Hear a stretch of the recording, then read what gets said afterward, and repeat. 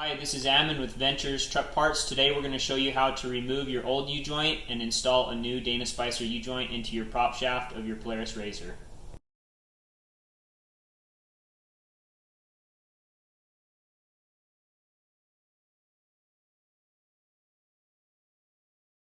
This prop shaft is laid out on the table how it would be in your Polaris machine. When you go to remove this out of your machine, you need to make sure that you mark the two halves. You can see how this slips. You need to make sure that you have a mark on both the front section and rear section of the shaft in the same spot. The reason for that is that when this prop shaft is placed in the machine, the U-joints are phased. If you don't put it back together the same way that you remove it, you will have vibrations from the U-joints being out of phase. This part from the factory came marked, luckily, so this is why it was marked, and this is how they mark it.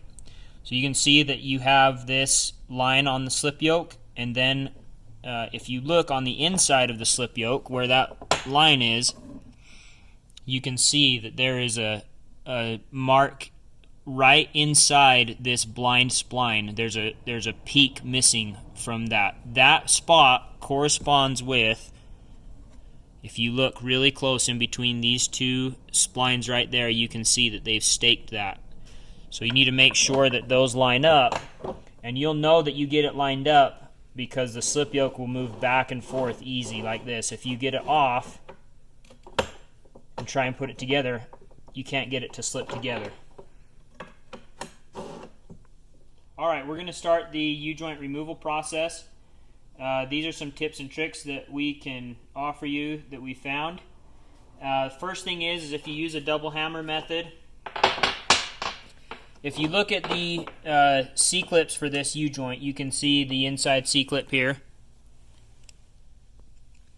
Centrifugal force will put force on the U-joint caps, and they get pushed out towards the outside end of the yokes and put pressure between this C-clip and the inside of this yoke. So if you can take your two hammers, place the first hammer on the U-joint cap. You don't want to hit the yoke itself, just the top of the cap. And give it a couple hits.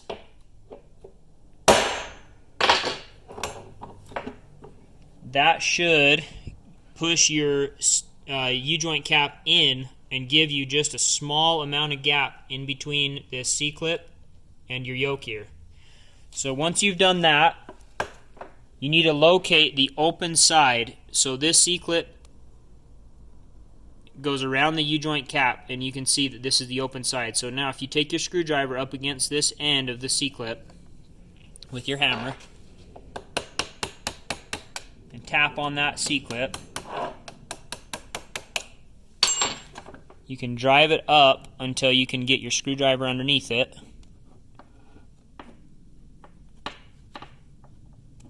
And pry your C-clip off of the U-joint cap. And you need to repeat that process for all four. Alright, now that we have the four U-joint clips removed off of the U-joint caps, we're ready to start disassembling the U-joint from the yoke ears. How we like to do it is if you take your prop shaft in the vise and clamp, you want to clamp on the yoke itself. You don't want to clamp on the actual tube. So you can see we've got the tube down past the jaws of the vise, so you're not going to crimp this hollow tube. Once you get it in the vise, take your hammer and tap on the yoke here. Now you want to make sure that you're not tapping around this machine section where the cap is. You want to do it down on the base. You can see as I'm hitting that the cap is starting to protrude from the yoke. You can repeat this process on both sides.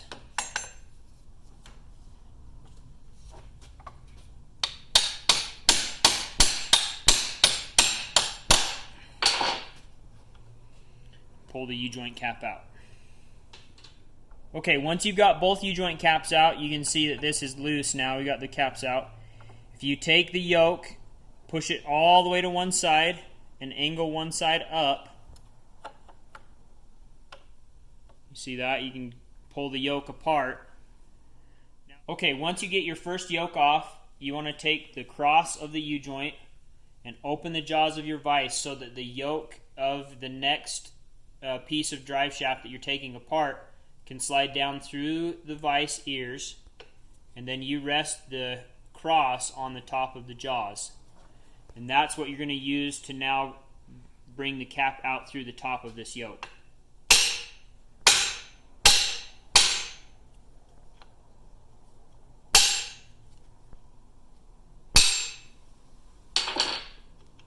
Repeat that for both sides.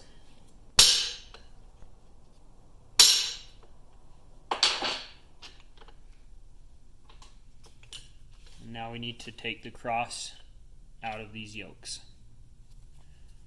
Get these two cleaned up and we'll put a new U-joint in it. Now that you have your yoke ears cleaned and free of debris, we're ready to install our Dana Spicer U-joint. Let me open this up and show you what's included. We have the U-joint itself with the 4 caps, and it will have a baggie inside the box that will have your 4 C-clips and your grease zert fitting. So let's go ahead and start with our U-joint install. First, what you're going to need to do, and I always like to start with the long side shaft first, it makes it easier to put the caps in, is take 2 of your U-joint caps off. And if you look at this U-joint, you can see where the grease fitting is threaded into. There's only one side of the U-joint that has the threads. I would recommend that you put the grease fitting towards the side of the yoke that does not have splines. That way, if the spline slips into the slip yoke, it doesn't hit the U-joint zert fitting. So we're going to go ahead and angle our U-joint in place, get it installed. Take our cap, first cap, slide it over the trunnion or cross of the U-joint. And then we're going to rest the U-joint cap down on the table and use our hammer and tap on the yoke.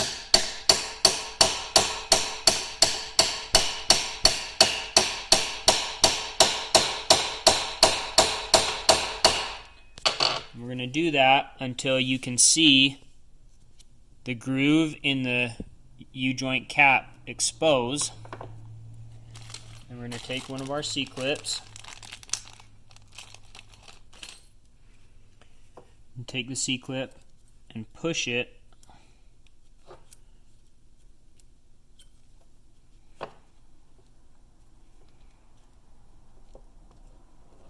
into place till it snaps in place. Okay.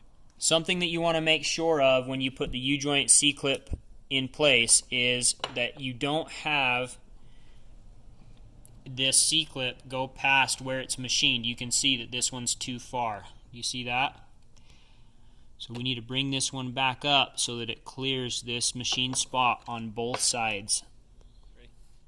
Alright, so once we've got our first U-joint cap installed, we can do our other U-joint caps to follow. Same process for all 4.